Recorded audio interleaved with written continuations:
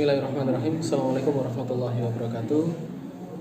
Alhamdulillah hari ini kita bisa bertemu lagi dalam video di channel Rumah Sehat Urkut Birijlik, insyaallah. Dan sebelum saya nanti memberikan satu materi pada hari ini, jangan lupa senantiasa subscribe dan klik tombol lonceng yang ada di sebelah kanan untuk mendapatkan update-update terbaru dari konten Rumah Sehat Urkut Birijlik. Baik, Bapak-bapak, ibu-ibu, dan seluruh yang sedang menyaksikan konten di Rumah Sehat Urkut Birijlik, insyaallah hari ini saya akan melanjutkan materi bahasan di yang kemarin. Sebelumnya sudah membahas mengenai ciri-ciri dari saraf kejepit, dan hari ini kita akan melanjutkan apa saja sebenarnya saraf kejepit itu. Baik, di tubuh manusia terdapat, untuk mempermudah pemahaman, saya akan menggunakan istilah-istilah yang mudah dipahami, dan saya tidak akan menggunakan istilah-istilah medis untuk memudahkan untuk kita memahami. Nah, struktur utama tulang manusia yaitu adalah tulang di area leher, kemudian di area punggung dan area pinggang, atau lengkapnya di tulang yang itu menopang kepala, tulang leher, kemudian tulang yang menopang bagian area dada, dan kemudian area pinggang. Di situ tulang-tulang utama itu kerap sekali menjadi penyebab sakitnya saraf kejepit. Kalau ada tulang yang bermasalah di area leher, maka yang terjadi akan ada beberapa sakit saraf kejepit di area leher, kemudian pundak dan bahu. Kemudian kalau di area punggung biasanya ada permasalahan di struktur tulang utama itu, kemudian nanti bisa menyebabkan saraf kejepit atau bagian yang tidak nyaman, merasa di antara bagian dada, kemudian di bagian punggung. Begitu juga dengan di pinggang. Ketika terjadi masalah di tulang utama yang ada di pinggang, maka yang bermasalah adalah area di sekitar perut, lalu kemudian turun ke bagian kaki, pantat, dan area tulang di area tulang ekor, pantat, kemudian di area kaki. Biasanya terjadi masalah. Nah, Bapak-bapak, ibu-ibu yang hari ini sedang menyaksikan video ini, nah, kita sudah tahu permasalahan semuanya ada di tulang utama. Karenanya penting sekali untuk memahami bagaimana struktur tulang utama itu tetap dalam kondisi baik, atau kita sebut tetap dalam kondisi 0,0 atau kondisi fitrah atau kondisi lurus. Karenanya beberapa aktivitas, kalau kemarin saya sudah sampaikan, olahraga, aktivitas pekerjaan, dan macam-macam yang itu biasanya menggunakan satu sisi, biasanya itu bisa mengakibatkan saraf kejepit. Artinya adalah usahakan selama melakukan aktivitas apapun, usahakan aktivitas tersebut dia menggunakan seluruh anggota gerak badan dia secara presisi. Atau kalaupun kita belajar memanah, maka usahakan memanah kanan dan kiri. Kalau kita kemudian berolahraga apapun, usahakan pilih olahraga yang memang dia menggunakan anggota gerak badan seluruh tubuh itu kanan kiri dia seimbang. Kalaupun juga aktivitas. Nah, pernah ada beberapa kasus, salah satunya adalah ibu-ibu yang menjual tempe. Dia biasanya melakukan aktivitas dia seperti ini, dan itu dilakukan berulang-ulang. Maka yang terjadi biasanya bisa timbul saraf kejepit di bagian pinggang dan bagian punggung. Kalau di bagian punggung biasanya bisa menyebabkan beberapa masalah-masalah lain. Di video yang sebelumnya saya jelaskan bisa menyebabkan masalah di bagian payudara, kemudian di bagian dada dan yang lain. Artinya insyaallah usahakan melakukan aktivitas yang itu seimbang. Nah, pertanyaannya, lalu mengapa bisa terjadi seperti itu? Nah, struktur tubuh kalau kita lakukan, biasanya struktur tubuh yang itu awalnya dia lurus, kemudian itu dipelintir atau menyimpang, maka dia akan mengakibatkan masalah.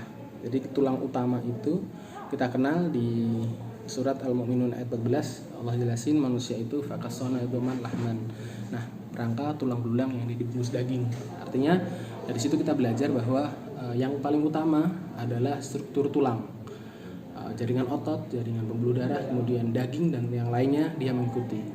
Karenanya ketika kita melakukan aktivitas, apabila struktur tulang itu dia menyimpang, maka yang lain juga akan menyimpang. Nah, karenanya insya Allah ketika kita memperbaiki aktivitas kita, bahkan cara duduk kita, cara berdiri kita, cara jalan kita, kemudian cara beraktivitas kita, usahakan semuanya dia presisi. Nah, kita belajar bagaimana sholat. Jadi kalau umat muslim diwajibkan sholat 5 waktu. Nah, di sholat itu gerakan-gerakannya sebenarnya dia gerakan-gerakan menetralkan struktur tubuh menjadi fitrah. Ada berdiri, ketika berdirinya dia lurus, seluruh jari jemari dia menghadap ke depan, menghadap ke kiblat, arah kiblat, dan kemudian posisi duduk di antara 2 sujud dia tegak, kemudian posisi ruku dia lurus 90 derajat dengan sempurna. Insya Allah itu bisa menjadi salah satu solusi saraf kejepit atau beberapa permasalahan yang ada di struktur tulang belakang, tulang utama, tulang dari leher, kemudian punggung dan pinggang. Nah, karenanya Bapak-bapak, ibu-ibu yang dirahmati Allah, alhamdulillah kita berusaha untuk mengerjakan sholat sesuai dan gerakan sholat yang ideal atau gerakan sholat yang insya Allah dia sesuai dengan apa yang diajarkan Rasulullah. Sudah banyak dari ustadz-ustadz yang kemudian menjelaskan bagaimana gerakan tersebut itu bisa memaksimalkan sistem kerja dari jantung, juga sistem kerja peredaran darah, dan juga mampu menetralkan struktur tubuh menjadi baik. Karenanya insya Allah saraf kejepit solusinya apa? Salah satunya juga membenarkan atau mengidealkan posisi sholat kita. Jadi kalau masih ada yang sholat, rukuknya, sujudnya, kemudian berdirinya, dan aktivitasnya seluruh gerakan sujud, berdiri, ruku, dan ini takbiratul ihramnya kalau itu belum sesuai, maka insya Allah biasanya harus kita sesuaikan. Jadi kalau ada masalah, usahakan kita idealkan saja, insya Allah jadi solusi. Nah, kemudian apalagi selain itu, tentunya kalau saraf kejepit sendiri banyak tipenya, dan ada beberapa yang memang kemarin sudah kita bagikan. Ada yang hanya kita mengubah kebiasaan saja sudah cukup dan itu sudah bisa membaik. Ada yang kemudian butuh treatment. Kalau di medis biasanya ada saraf kejepit yang hanya dikasih obat anti nyeri, kemudian aktivitas biasa, nanti lama-kelamaan juga baik. Ada yang kemudian dia butuh fisioterapi. Nah, ada juga yang terakhir kita harus dioperasi. Tapi insya Allah saraf kejepit ada solusi, dan di Rumah Sehat Urgut Bridlik kita berusaha untuk mengobati saraf kejepit tanpa operasi, tanpa memberikan obat, kemudian juga tanpa alat dan tanpa jimat tentunya. Nah, artinya insya Allah ada solusi, dan seberapa parahnya tentu tergantung dari kedalaman atau lama sakit itu dialami.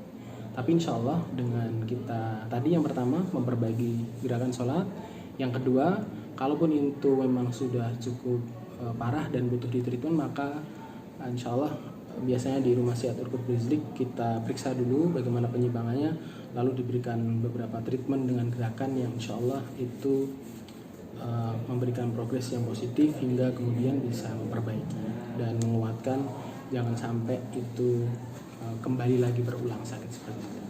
Baik, insya Allah untuk video hari ini kita cukupkan, dan kita akan lanjut lagi besok di beberapa video selanjutnya. Kita akan bahas mengenai beberapa ciri Bapak Ibu di rumah harus segera memperbaiki struktur tubuh dan harus segera melakukan terapi